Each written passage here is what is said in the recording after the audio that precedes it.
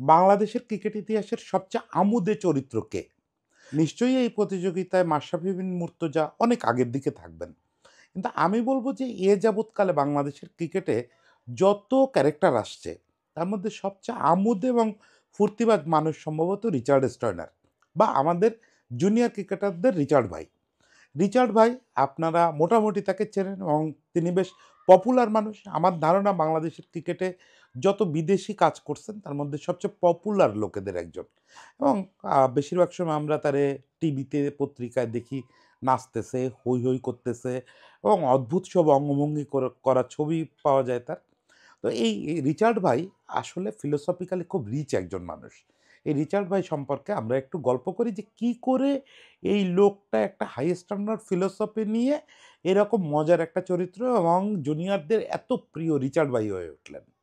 Richard স্টয়নার Richard স্টয়নার হচ্ছে মূলত English এক ভদ্রলোক, ইংল্যান্ডের মানুষ এবং পড়াশোনা করছেন, ব্যক্তিজীবনে অ্যাথলেট ছিলেন। পড়াশোনা করছেন ক্রীড়া ও শরীরচর্চা বিষয়ে।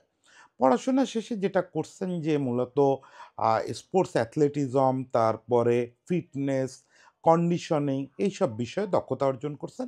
বিভিন্ন ইনস্টিটিউটে কাজ করছেন। এরপরে স্পোর্টা বলে একটা সংস্থা, ওরা মূলত ফিটনেস ট্রেনিং অফার করে, কন্ডিশনিং অফার করে, এরকম একটা সংস্থায় ওনার পেশাগত জীবন শুরু। দীর্ঘদিন ওখানে কাজ করছেন। এখনও একটা সংস্থার সঙ্গে যুক্ত আছেন যারা হচ্ছে বিভিন্ন ধরনের অনলাইন কোর্স বিক্রি করে বা অফলাইনে বিভিন্ন কর্মসূচি করে থাকে। রিচার্ডের ক্রিকেটে সম্পৃক্ততাও একেবারে কম দিনের না। অলমোস্ট ২০১৫ সাল থেকে বিভিন্ন ফর্মে ক্রিকেটের সঙ্গে ছিলেন।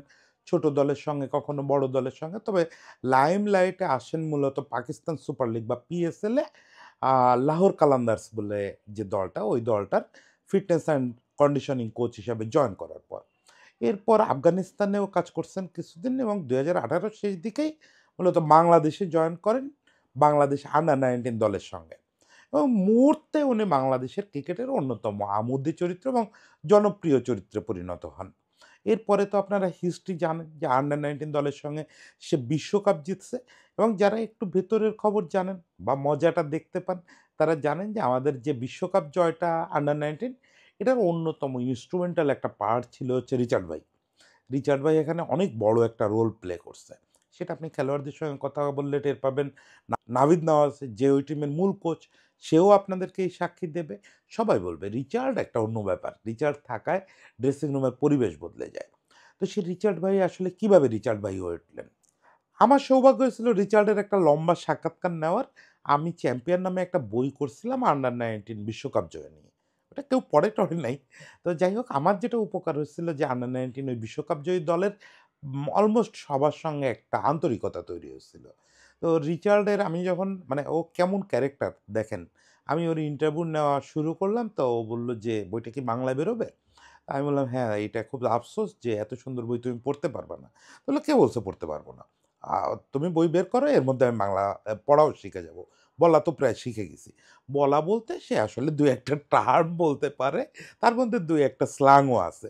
এটা বিদেশীরা বাংলাদেশে এসে ১ম যে ব্যাপারগুলা শেখে, তার ভিতরে স্ল্যাংও থাকে। তো রিচার্ডকে আমি জিজ্ঞেস করছিলাম যে, "তুমি ওদের রিচার্ড ভাই কিভাবে হয়ে উঠলা?" তো বলল, "হয়ে উঠি নাই। আমি আসলে রিচার্ড ভাই হইতেই আসছি।" আমি জানতাম না যে বাংলায় রিচার্ড ভাই বলে।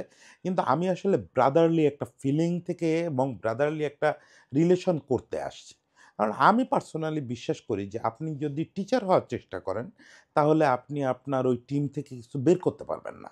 আপনি যদি ওদের গাইড করেন, আপনি যদি দূরে থেকে ওদের নির্দেশ দেন, তাহলে হবে না। আপনার ওদের সঙ্গে মিশতে হবে।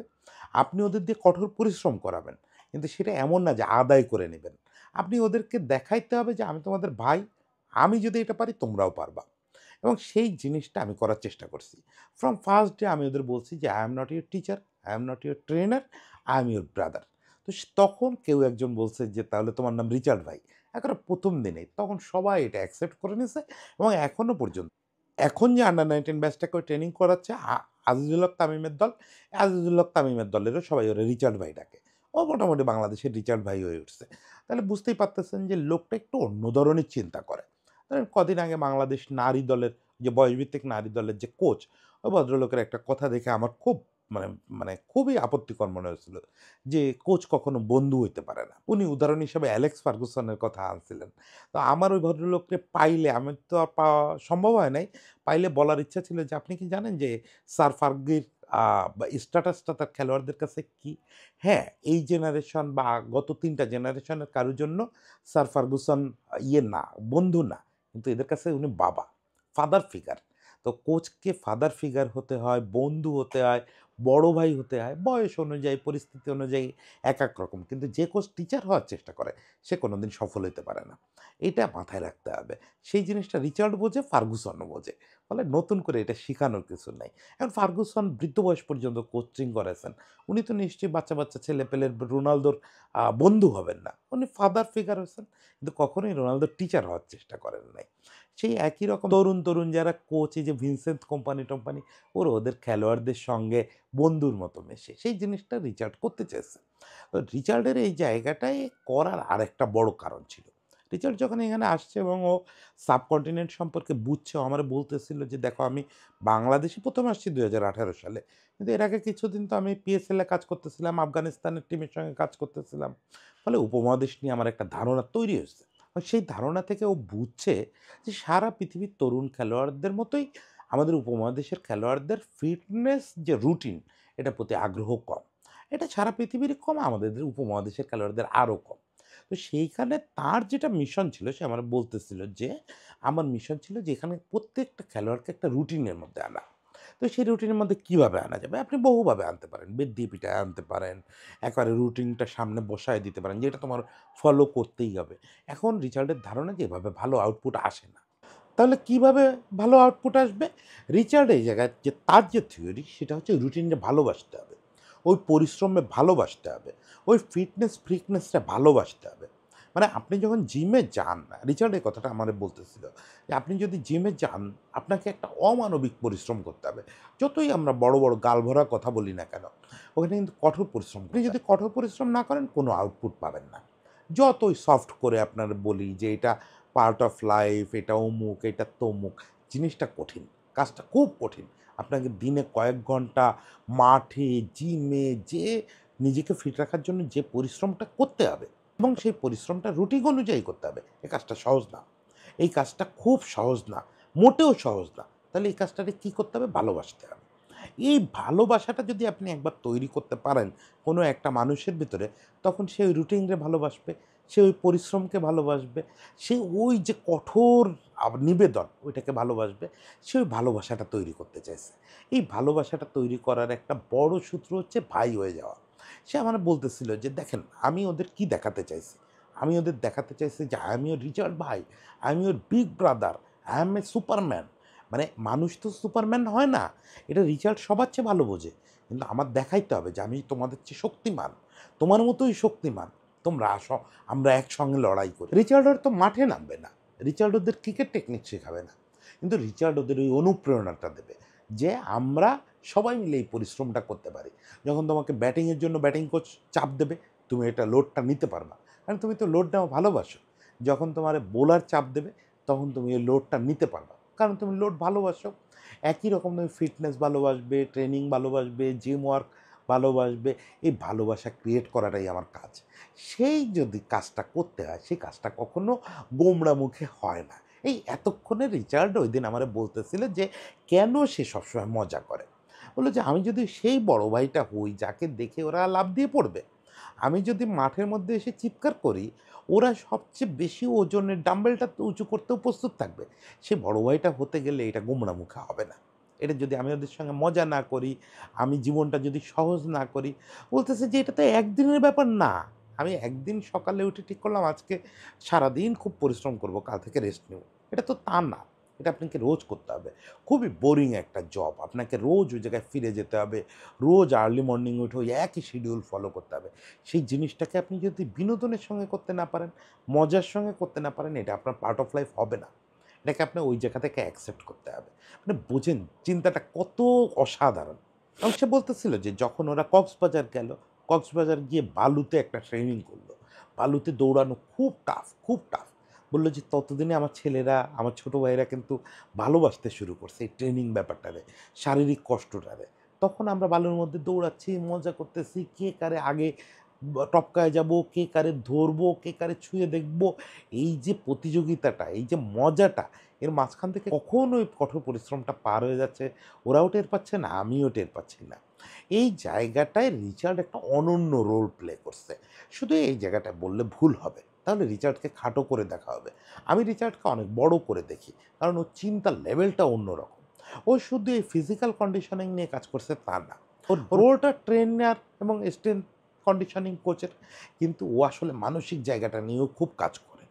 বিশেষত ও যে মানসিকভাবে সবাইকে রিল্যাক্স রাখা, এই জিনিসটা খুব জরুরি। ওই ফাইনাল ম্যাচটা নিয়ে কথা হচ্ছিল, যখন ইন্ডিয়ার সঙ্গে টেন্সড একটা সিচুয়েশন, বলতেছে যে আমি দেখতেছি যে ড্রেসিং রুম একেবারে হয়ে যাচ্ছে, শক্ত হয়ে যাচ্ছে, ছেলেপেলেদের মাসল শক্ত হয়ে গেছে স্ট্রেসের জন্য।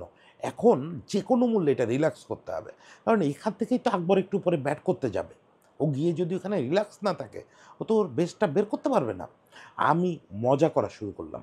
আমার মনে হলো যে ড্রেসিং রুম যে কোনো মূল্যে এখন রিল্যাক্স করতে হবে। সে তখন কোচের সঙ্গে মজা করতেছে, খেলোয়াড়দের সঙ্গে মজা করতেছে। ড্রেসিং রুমের পরিবেশ আস্তে, আস্তে হালকা হয়ে আসলো। এ ঘটনা একবার না, বারবার রিচার্ড করছে। আমার খেলোয়াড়রাও বলছে যে এমন সব টেন্সড পরিস্থিতি, এমন জায়গা, যে জায়গায় আমাদের আর মনে হচ্ছে যে আর বেঁচে আসার কোনো উপায় নাই, সেই জায়গায় রিচার্ড পরিস্থিতি হালকা করে ফেলছে। সে বারবার বুঝাইছে যে it's not life and death issue, এইটা আসলে পার্ট অফ লাইফ, এইটা এনজয় করতে হবে। এই যে উপভোগ করাটা এবং একই সঙ্গে মানসিকভাবে প্রচণ্ড শক্তিশালী হওয়া, রিচার্ড বিশ্বাস করে যে আপনি যদি ফিজিক্যালি খুব স্ট্রং হন, আপনি মানসিকভাবেও স্ট্রং হবেন, না হয় কোনো উপায় নাই। ওই স্ট্রংনেস, ওই টাফনেস এদের ভিতরে ঢুকানো, আবার একই সঙ্গে ওই যে উপভোগটা করা, কাম, কুল, ওই যে ব্যাপারটা, এই জিনিসটাও ঢুকাইছে টিমটার মধ্যে। নিশ্চয়ই আমাদের আন্ডার-19 বিশ্বকাপ জয়ের অনেকগুলো কারণ আছে। তার ভিতরে ক্রিকেটীয় কারণই সবচেয়ে বেশি। যে কৃতিত্ব খেলোয়াড়দের সবচেয়ে বেশি। তারপরে কৃতিত্ব পাবেন প্রধান কোচ এবং তার অন্যান্য সঙ্গীরা। ক্রিকেট বোর্ডও কৃতিত্ব পাবে। কিন্তু আমি মনে করি আমরা যে এখন পর্যন্ত ক্রিকেটের সর্বশ্রেষ্ঠ অর্জনটা করছি, সেটার পিছনে রিচার্ড স্টয়নারের বিরাট একটা ভূমিকা আছে। এই আমাদের রিচার্ড স্টয়নার, রিচার্ড ভাই যে হয়ে উঠতে পারছে, এই জায়গাটাই আসলে রহস্য অনেকখানি লুকানো। এরপরে একটা বড় কাজ হয়েছে, রিচার্ডকে ছেড়ে দিছিল বোর্ড।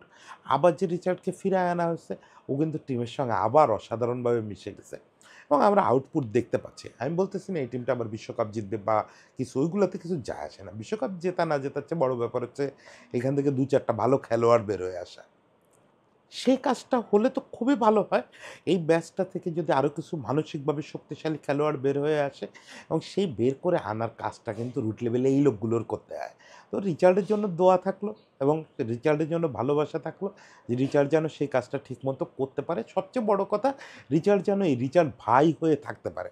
সে শুধু এই তরুণ ক্রিকেটারদের বা জুনিয়রদের রিচার্ড ভাই হয়ে থাকুক, এটা আমি চাই না।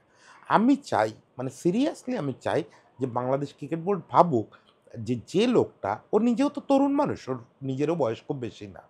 যে লোকটা একটা বাচ্চাদের এরকমভাবে অনুপ্রাণিত করতে পারে, বাচ্চাদের নিয়ে এত স্বপ্ন দেখতে পারে, ওদের স্বপ্নবাজ করে তুলতে পারে, এই লোকটাকে হয়তো ন্যাশনাল লেভেলেও কাজে লাগানো যেতে পারে। আমার মনে হয় ক্রিকেট বোর্ডের এটা ভেবে দেখার সময় হচ্ছে। ক্রিকেট বোর্ডের যেহেতু অনেকেই রিচার্ডের কাজ খুব কাছ থেকে দেখেন, বোঝেন যে কীভাবে করে, গেম ডেভেলপমেন্ট তো তারই নিয়েই কাজ করে।